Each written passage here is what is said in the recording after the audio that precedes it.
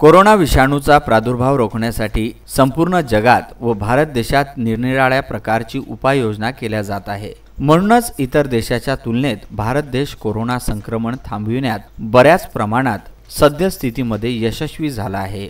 अशाच प्रकारचे उपयुक्त व अभिनव उपक्रम धारणी तालुक्यातील दिया ग्रामपंचायत अंतर्गत करण्यात आले।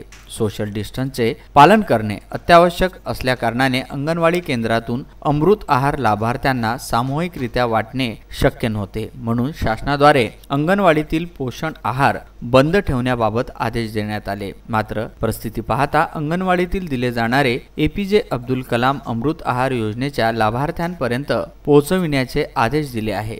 त्यासाठी दिया ग्रामपंचायत अंतर्गत अंगणवाडी केंद्राला मोफत टिफिन डब्यांचे वाटप करण्यात आले।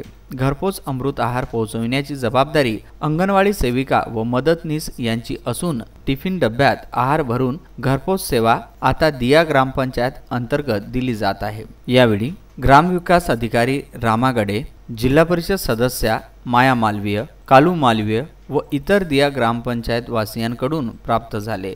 या अभिनव उपक्रमाबद्दल ग्रामसेवकांचे सगळीकडे अभिनंदन होत आहे। विदर्भ न्यूज करिता धारणी येथून तस्लीम शेख।